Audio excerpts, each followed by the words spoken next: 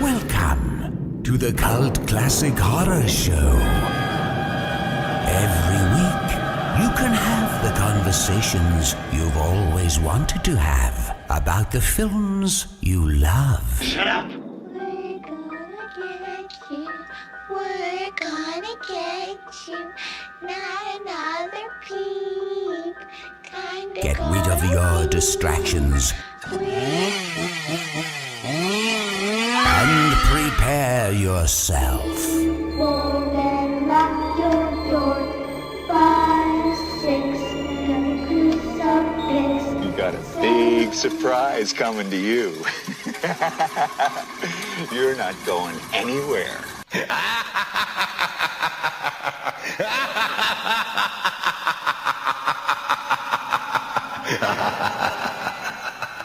All right, welcome everybody to the Cult Classic Horror Show. Welcome, everyone. Danny Bonin here.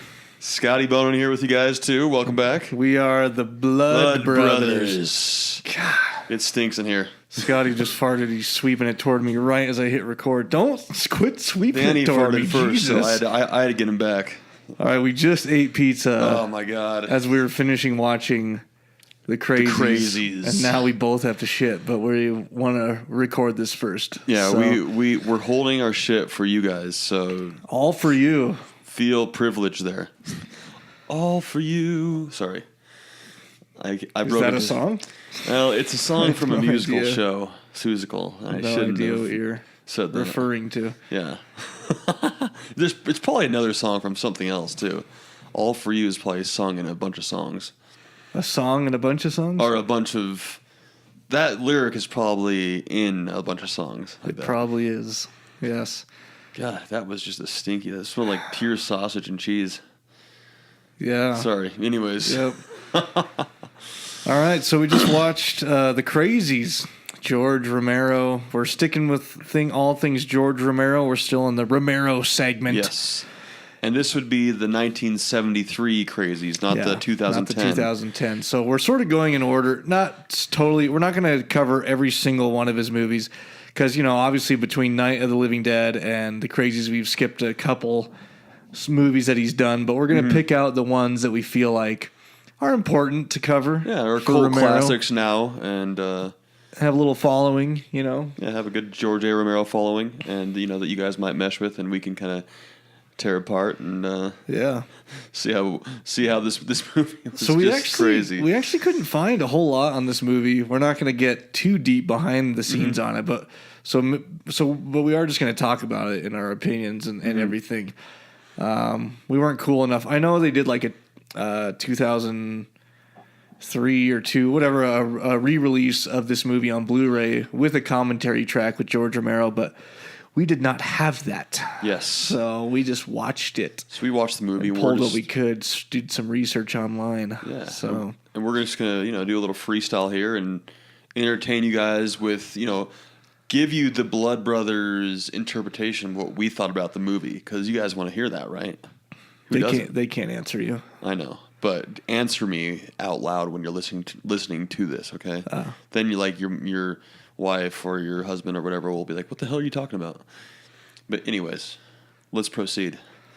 Okay, well, yeah. So I don't know. This movie, It was a little. it's a little rough for me. It was rough around the edges. First of all, everyone's yelling at each other all the time. It seems like. And the camera's panning from like one person to the next, and then it's like a different scene. There's pans of them, and then it pans like a picture of like a plane taking off and stuff. Well, apparently, so it was still a low budget film. I think the total budget was what, $275,000. $272,000. $272,000 for the film, and apparently, I don't know if this is totally true or Oh not. no, you're right. 75. Sorry. $275,000. Apparently, and I don't know, like I said, I don't know if this is true or not, but they're on such a low budget that George Romero couldn't afford to get master shots of every scene, basically, or everything they were doing. And so a lot of the dialogue back and forth gets confusing because it's going shot to shot, it's on this person, he's talking, it's on this person, they're talking. Then suddenly you lose, like, who are they talking to? And then come to realize, like, it's on this guy, and I thought he was talking to this guy, but he's actually not even in the same room as that guy, and now, so it's just sort of chaotic and all over the place. Yeah. Which, there's an epidemic that broke out, and the movie is supposed to be chaotic, but it was kind of hard to keep track of who was talking to who and what scene was going where. So, it is called the Crazies. It seemed like, though, they got the military there. They're trying to quarantine the whole town. And it's like everyone who's trying to get something done is just yelling their guts out. Yeah. It's just like, yeah, we need more people over here, and I need more. We need this here. God damn it, this thing. Damn it, this thing here. Oh, don't you fucking yell at me. God damn it. Like the nurse when they recapture her before they run out again, she's like, they find the needles on her. He's like, those are military issued. How did you get those military? And they have to like restrain the guy and push him out the door. And then he's just mad that she stole a couple needles. Those are military issued. Military issued. Military. And they're like shoving him. They're like holding him back. It's like, Jesus, calm down. Yeah, it was a little. They were overreacting a little bit. I mean, I realized that some of them, there were times when people were yelling because they were quote unquote infected by the virus. Yeah. But there were a lot of scenes where the general's on the phone or on the radio, or the scientist guy who's there trying to figure it all out. He's on the radio, and they're just screaming at each other back and forth, trying to get shit done. Yeah, and a lot of the screaming when they have the gas masks on is all muffled. So it's like you hear. It seems like there's like a microphone with the reverb turned like on like full blast, and you just hear like echoes and it's so loud too, which was kind of. I mean, I know it's supposed to have that muffled sound, but it was just weird. I don't know. Yeah, there was some audio flubs in there where it was picking up a lot of echoey noise. So and this was obviously they didn't have a big budget, and it didn't do that great in the box office either. But was this was like George Romero's, he wrote it and directed it. Yeah. And edited it. So he was like the man of many talents. Also as he was in Night of the Living Dead, but this was one of his other. This was after the Night of the Living Dead, so it was kind of people believed in him and stuff, and it kind of did flop a little bit, which kind of, I don't know, kind of sucks for him at that time. But it's become a cult classic just because of the reason of all this cheesiness we're telling you about, which I was entertained somewhat. It was. It just lost me a few times. I mean, I think this was a mistake. So apparently, when this is based on a screenplay written by a guy who I didn't remember the name. You can Paul look it up. McCullough. McCullough wrote the screenplay. They liked it for a script. The producer, who ended up picking it up. Yeah, I forgot his name. The original screenplay was called. What was it called? Oh yeah, it was called The Mad People, and then it got changed. Later. But so then the main producer that picked it up, A.C. Croft. Is that what it was? Yeah, produced by A.C. Croft. I don't think that was the name I was thinking of. Okay. No, if you're looking in there, one of the main funding partners, anyways, picked up the screenplay. So he read through the script. Mm-hmm. The screenplay originally had about 10, 20 minutes of explanation on the military side of things. Mm-hmm. Telling people, the military's coming in, the military's trying to quarantine this, it's taking over the town. And then the whole rest of the screenplay was about the people dealing with the disease, people going crazy, and then the townsfolk dealing with the people going crazy and then dealing with the military. And so the more of the focus was on the actual virus itself and the crazies. Whereas, so then when this producer came on board, Lee Hessel, was that the one? Yeah, that's what I'm talking about. Lee Hessel was a main backer for the film. He said, "I'll fund this with you as long as you rewrite the script," because to him, he wanted more of the military taking over the town. He thought the main entertaining aspect or the main important thing was the military taking over the town, and not so much the crazies. And I don't know, it seemed like a lot of time went by in the movie, and they were still just going back and forth in the office, talking to each other and saying what's going on, and shots of the military and stuff, and there was nothing really happening as far as the disease or the crazies or. Yeah. I was just sort of like, what the fuck? I mean, I don't want to watch them just argue in the office the whole time. Yeah, there was a lot of scenes in the office, and that's why it feels more of like a science fiction / horror, I guess, to me. But you're right. I agree. I would have liked to see more of the crazies and more like killings of them going crazy on each other or against the civilians. But yeah, there was a lot of taking over, and then the office time back and forth between the office and then the headquarters too. And so yeah, that's why it didn't feel, because you didn't really see the crazies go too crazy. They was just like they were mysterious. They're just all like packed in a gymnasium. It looked like a hippie mosh pit, you know? Yeah. Just fucking leaning all over each other, walking around. It was like a hippie mosh pit. And they're not really, I mean, aside from the guy in the beginning who's tearing the house apart, there wasn't really anyone else that was super crazy. I guess the supporting actor who played the guy went a little crazy, but yeah. Aside from that, there was no one really like super crazy flipping out and trying to kill people or anything like that. And the dad went crazy that tried to rape his daughter too. That was he kind of went a little crazy. I didn't really understand that. Like, did he go crazy, then started raping her, then became uncrazy, and then realized what he did, and then hung himself? I think that's what happened. Yeah. But yeah, and then the daughter went crazy. She's bleeding out her vagina from getting raped. Yeah. Although she was totally all about it too, because she's going crazy. It seemed like she was all about it, and then she was.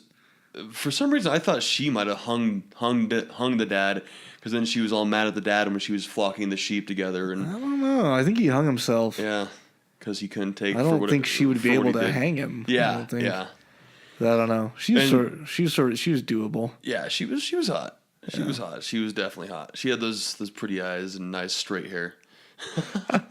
But did you recognize the blood in the entire movie looked like finger paint? Yeah. It was like bright red blood that looked like, you squirt out of those paint tubes, Yeah.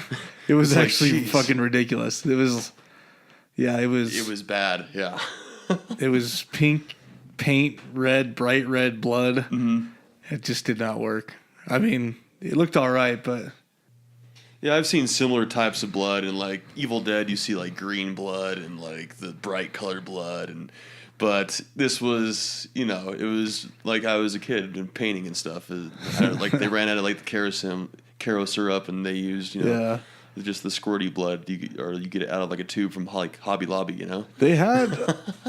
I mean, there was a lot of obviously cheesy effects in the movie and cheesy deaths and which you learn to love. Of course. A hint of. We talked about Night of the Living Dead. There was some things where there weren't sound effects where there should be, or some of the fight scenes were awkward. That was the same with this movie. They had a lot of awkward, like, scenes where they were fighting with each other. Oh, yeah. And you're sort of like, what the fuck's going on right now? And awkward sound effects like clunk, clunk. Where when they're fighting each other a couple times, like between the soldiers and the town folk, and they're using the butts of the guns, and it doesn't even seem it's really a fight. Like, they're not really hitting them that hard. They're not falling that hard. They're not in a real fight. It was just weird. It was more of like a struggle, like struggling, get mad, and then they get like hit, and then he like falls down awkwardly, but yeah, it was. There's a couple good kills towards the end where, mainly when the guy, the friend, he goes sort of crazy and goes back to kill the whole army in the woods. Yeah, he takes them all out. There's a couple good himself. kills there when he blows the guy's head up, basically. He shoots the guy in the head, and it shows the head sort of blow up. That was cool. And I actually like the when they go in that house, all the whatever you want to call them, the guy was with the suits on, and the lady's up there with her knitting needles. Oh yeah. And she just looks crazy, like, hello there. And goes over like, ma'am, and then she just stabs him to death with her knitting needles. That was a cool kill too. But also when the friend died in the woods after killing everybody, that was a cool shot to the head, gunshot to the head, blood spurting out the side. Came out the other side, and he kind of just laid his head down like he was still conscious, and then he just died there. So that was a good squirty blood death. And like you mentioned while we were watching it, You could tell they did the trick of, in Night of the Living Dead, they did the thing where the guy's shooting him from the front, and then they have the bullet effect on the back of the guy. Mm-hmm. So they had the squibs or whatever wired up to explode on his back, even though he shot him from the front. So it looks like the bullet came through, and you know. But we saw once or twice in this where they shoot him from the front, and then you see him from behind, and the blood splatters and everything. But then they fall on their back. Nothing on the front. And there's nothing on the front. It's just their white shirt or whatever. Which I don't know if people noticed back then, but I noticed like after each shot, instantly there'd be like blood. It's like splattered, you know, and it'd be covered. And then that one time you see him fall down, you see their back bloody, and you see him fall down, and then their front's just clean. Yeah. So you know, it's just there's the effect of not. I don't know. It didn't really matter to me too much, but obviously you can tell that the squib was in their back, and there wasn't anything in the front there. And the main guy had a mad unibrow too. Oh yeah, he did. It's hard to miss that baby. He had a big time unibrow. He kind of reminds me. Who does he remind me of that has a unibrow? I can't remember of. I don't know. Something, but yeah, he did in that first scene especially. You could see it, and then the sex scene. We saw a little nipple in that first scene. Oh yeah, there was a little bit of nipple. She was pretty hot too. Yeah, she was. She had some weird like eyebrow forehead thing going on, but she was pretty hot. She was cute. Yeah, she had like really thin eyebrows and almost like a widow's peak kind of. I'd put it in her ear. Yeah, just her ear. I'd graze her eyebrows with the tip. Oh, okay. Yeah. All right. Whoa! Wait. What the hell is that sound already? Jeez. Oh my god! The tip of my ears are hurting. Wow, my tip's hurting as well. My tip is hurting. Oh god! You know what that time is? Yep, it means it's the horror halftime. All right, so this is the time of the show where we give you a little activity to do, and then you can do it and win free crap. You can be the horror freak of the week. As we mentioned last episode, which we recorded yesterday, we're pre-recording these 2 episodes because we will be, 3 episodes because we'll be in Mexico for a couple weeks. Cabo San Lucas. On vacation. So as you listen to this, I'm just sipping a pina colada on the beach right now, hanging out. And I'm drinking a Pacifico or Corona, and we're hanging out, getting some sun. So because of that, I don't have a horror freak of the week to announce right now, but someone will have won it. And so here's what you need to do. Since we're on to a new movie, I'm still going to keep it simple. I assigned a meme for Night of the Living Dead. Now I want you to come up with the best meme for the Crazies. And it has to be the 1973 version, okay? Not the 2010. You just got to create a Crazies meme. It could be about the master unibrow. It could be about whoever you want it to be, really. So create an awesome, funny Crazies meme, and we'll give you shit if we like it. And it could potentially, if you can't find anything from the 1973 film, you could use stuff from the 2010 if you'd like. I just said no. No, you didn't? Oh, I wasn't listening because I was looking up more stuff. So you can't then. You got to find the 73. 1973. That makes it a challenge, Scotty's too. I'm going crazy. Yeah. Because we're doing the Crazies. All right. So whatever meme, paint, fake blood paint, whatever meme you want to do. So post it on our Facebook page, facebook.com/cultclassichorror, or Instagram, tag us at cultclassichorror. Cool. That concludes the horror halftime. And jump back into it here. So still talking about the Crazies. That's all we're going to be talking about. Yeah. We ain't crazy. So this was filmed in Pennsylvania. It was taking place in Pennsylvania too. Yeah. In the little cities outside of. Called Evans. The name of the town is Evans in the movie, and the city's called Evans. The city's called Evans too. Just north of Pittsburgh. North of Pittsburgh. You know what kind of bothered me? Like, I know it was the plane that crashed and the epidemic of the weaponry got into the water line, and people were drinking the water and going crazy. I didn't actually ever see anyone drink the water. Yeah. Did you? No. I mean, like I said, they didn't do a real good job of. I don't know. This movie, just from the beginning, it seemed I was sort of like, "What the fuck's going on? Where are we? What's happening?" Yeah. It starts right away with the house on fire, or with the kids. And that's fine. That's fine if they want to start that way, but they just explained it in a real confusing manner with shots all over the place and people talking and yelling at each other, and it was just sort of hard to pick up what the fuck was really going on. Yeah. Mm-hmm. And then you have these two people in bed and stuff, and like, who are they related to? And then you found out he was a fireman because it was in the middle of the night and the fire alarm was going off. And then I didn't really get she was a nurse until she was at like the nursing hospital. And then you're sort of sitting there wondering, like, why is the fire going on? What is this because of? Are the sirens because of the fire? Why is everyone quarantined? It's just these two disasters happening at once. And you don't really understand that. And you're like, what does the fire have to do with anything? What the fuck is going on here? Yeah. They really didn't have to have the fire. I don't really know why they even had that. I guess they had to establish these two friends that were both firefighters or something. And then the girl having to leave there to go out to the fire to give him the whatever injection, the serum, injection or antibiotic, whatever they're calling it. But there really was two separate things. Like, the fire was going on, and all of a sudden there's these people getting ready for this quarantine, and I'm like, wait, how'd the quarantine start? But then obviously they talked about it being in the water system in that little town and the plane crashing. But it took me a while to like, wait, why are they talking? Why are they all these guys in their gas masks already? Yeah. What's going on here? It was confusing for sure. But yeah, it got you right off the bat. And some of the acting was like all those like five guys at like those headquarters that were like talking back and forth. Yeah. That one like general guy with like the mustache, his acting was just horrible. He just could not. He like tried too hard, and it was just obvious. I don't know that he was like maybe like a guy that got brought in like from the little town of Evans. Like, hey, let's have you play this general part. And like the president's back was turned to the TV monitor when he was talking to him. Yeah, that was kind of funny. They did some funny things there for sure. So I don't know. Overall, I could see why it became a cult classic, and it's not really. I wouldn't call it a horror movie. It's really a drama, sci-fi action movie.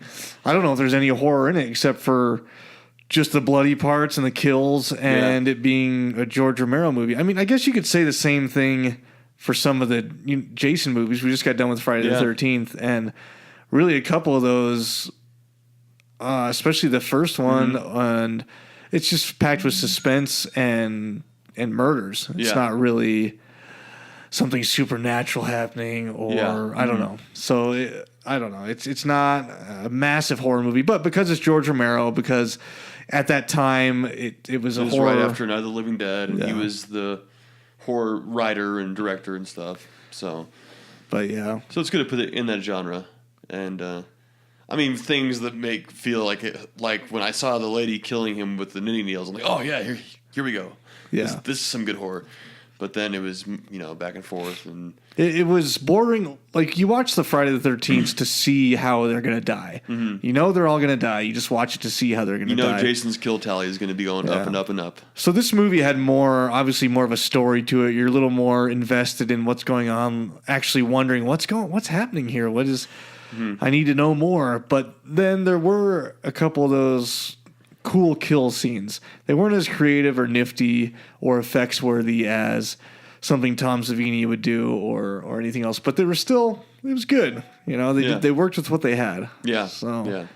And it was kind of weird. Like, you see like good people getting killed, and like I'm trying to count how many times you say like. I know. The people killing the people in the white suits killing like the good people that aren't necessarily the crazies yet, and the crazies killing the people in the white. So it was just a lot of gunshots going on and stuff, which is all right. It's sort of a weird misunderstanding that could have just everything would have gone smoothly if the soldiers would have come not with their guns in everyone's faces and just saying, hey, you need to come to the high school. There's been a virus. There's been some kind of, they could have said radiation or virus or anything to not make people panic, and just say, we just need to get everyone to the high school and check you out and make sure everyone's okay. We need to get everyone in the same spot. But instead they're coming in, dragging people out of their beds and pointing guns in their faces and fucking around with them. Not saying anything. Yeah. So it's sort of, even towards the end or the middle of the movie, you're wondering, who do I really want to side with? Because really, I mean, the government is trying to get people together and contain them and help everybody. Try to find a cure. And try to find a cure. And at the same time, some of the people are just running away, trying to shoot them and doing themselves no good. Yeah. So I don't know. Who do you root for? The government's trying to do the right thing, but they're just going about it the wrong way. Yeah. Those scenes, they did those like back to back to back when they go in like the hotel and grab the people out, and then they go into houses. That one where they grab the kid out of the bed and the kid's like hitting him all hard and stuff. That was cheesy. I'm like, oh my god, that was. And then, of course, they find the cure for it, and then the doctor is in the high school, and then he comes out and tells them. So ridiculous. And they think that he's like one of them. Like, oh, we don't know who you are, and he's holding like the test tubes. I found it, full of the cure or whatever, and you could totally tell that. They told him, now the way that this happens is you drop these down the stairs and they shatter, because he comes out and he's holding them, and he actually like holds them over the railing for no reason. I was like, why is he going to drop them to somebody? And then all of a sudden he gets pushed and he drops them. Yeah. I'm like, oh, okay. And he gets pushed and then falls down, and then blood starts coming out of his head. Yeah, red paint does. Yeah, red paint. I'm like, he must have fallen really hard. I just can't stand things like that in certain movies. Like miscommunication in movies pisses me off. And luckily it mainly happens in chick flicks, and I don't watch a whole lot of those. Just when my wife when my wife finally breaks and we have to watch one, like I can only just got to do it. I can only get her to watch my movies for so long. Like we'll go an entire 3 weeks straight where I will recommend a movie. It's like, okay, we're going to watch a movie tonight. Oh, here's what I have. Let's watch this. Oh, okay. Here's what I have. Let's watch this. So after like 3 weeks of that, finally she's like, no, we are watching this movie. Yeah. And I know I've got my own way for 3 weeks, and I'm like, okay, we'll fucking watch 50 First Dates for the 10th time. Yeah. All right, we can watch it again. I do that too. So, but then when I do watch those, it seems like every time you watch the fucking movie, the whole problem in a chick flick could be resolved if they would just communicate like normal human beings. Yeah.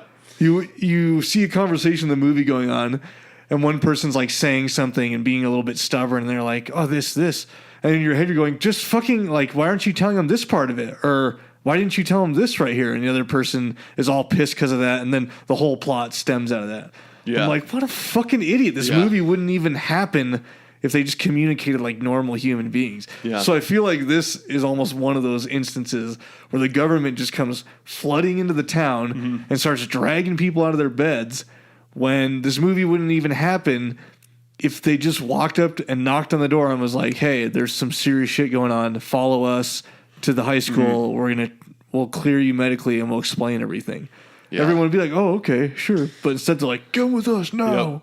That's why, see, they do that to you. They stress you out like that because it leads you on, and the movie has to go somewhere, right? Yeah. So they gotta piss you off and add things more on top. That's why chick flicks, like the concept's usually not that great, but it has to go somewhere. Yeah. So they lead you on, and that's what brings the story further. And that's kind of how it was with this. They had to do all that bantering and crazy stuff because where else would it have gone without it? But it does frustrate the viewer, us too. So it's like, God, use your damn head and just do what a normal person would fucking do. Yeah. But yeah, I get that too. I watch like three movies that I like to watch, and then I have to like break down and watch like Frozen or something or whatever the Frozen's next chick decent. flick. Frozen's good, not bad, but not for like the 10th time. It's we should like I want to watch like Black Mass or something. Something like that, something new that I haven't seen. Yeah, but. Luckily, my wife thinks Jason Statham is hot, so we can get away with some of those action flicks. Yes. See, that's good. And a couple other like Will Smith. She likes Will Smith. Mm-hmm. So if I'm like, oh well, let's watch this Will Smith movie that you normally wouldn't like, but he's in it. Yeah, she's game. Yeah, yeah. Anything with Leonardo DiCaprio, Liz will watch too. But I'm like that with some like Scarlett Johansson or some other girls. Oh, I'm yeah. like, oh, she's in it. Yeah, sure, let's watch it. Yeah. I'll watch your chick flick. I like Melissa McCarthy. She's funny as hell. I mean, she's more in comedy, so anything that she's in, I'll be like, okay, I'll watch that. But yeah, she is good actually. I'll mainly watch. I mean, I like any movie if there's some good laughs in it. But I got respect for every movie. That's why if you listen to this show, like you are right now, obviously, we don't. It's very rare that we totally are like, oh, I fucking hated that movie. I'll never watch it again. I mean, we did diss on Jason X a little bit. Yeah. But ultimately, I have respect for it. I can almost sit down to watch any movie and end up being entertained somewhat. Yeah. I've never finished a movie and I'm like, that was just a waste of my life and I will never watch that movie again. And they did horrible things. There's rarely been a movie like that. And we'll gut it apart and pick at it and rip it apart a little bit, but you gotta do that, And usually, I mean, we've said good things about the Crazies already. Usually, we watch it, we are entertained for a few parts of it. Yeah, but we love movies. That's why we're doing this, and every movie has its good points and its bad points. So I have a rough time with some people you meet and talk to, especially talking about horror movies or any movie. It just seems like they hate every movie. There's a lot of, and I know some of you guys listening to this, you can admit it. You're like horror snobs, right? I know our blogger Michael Butler, he's a little bit of a horror snob. There's some horror snobs out there where like I'll sit down and I'll just watch any horror movie and I'm sort of like, yeah, cool. I mean, maybe it wasn't the best, but I'm entertained and this was good about it. But some of you guys are like tearing shit apart. Some of the remakes and some things you're just, oh, this is the most terrible thing ever, and blah, blah. I can't believe this is ever. And how do they do this with the storyline, and what do they do with that? And yeah, so I know you guys run into those people that you can't even fucking please. And then some random movie, they'll be like, oh, that was the best movie ever. Yeah, and then we'll watch it, and be like, that was all right. So, anyways, you get those horror snobs out there, and there's always, not saying that they're bad, so but we're not one of them. We find the good parts and we rip it apart a little bit too, which is fun. You guys like to hear that. But yeah, Crazies, it was losing me a couple times. It wasn't my favorite, but I can see why it's a cult classic and there's some good shit to it. Yes, exactly. We'll leave it at that for sure. So we got another sort of short episode here, but we're just zinging them out so we can get our asses to Mexico. Yeah. If you guys haven't seen the Crazies, check it out. And be sure to participate in the horror halftime so you can be the horror freak of the week. Check us out at cultclassichorror.com, facebook.com/cultclassichorror, Instagram at cultclassichorror, Twitter, Cult Horror Show. Yeah, everywhere. That was a lot. All of our social media sites. You said that in one breath. Yeah. Can you guys check believe that it? shit out. So, yeah, thanks for joining us, guys, and we'll talk to you next week. Yep, see you next week, guys. Later. Don't you blame the movies. Movies don't create psychos. Movies make psychos more creative.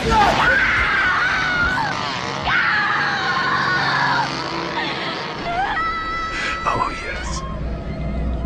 There will be blood.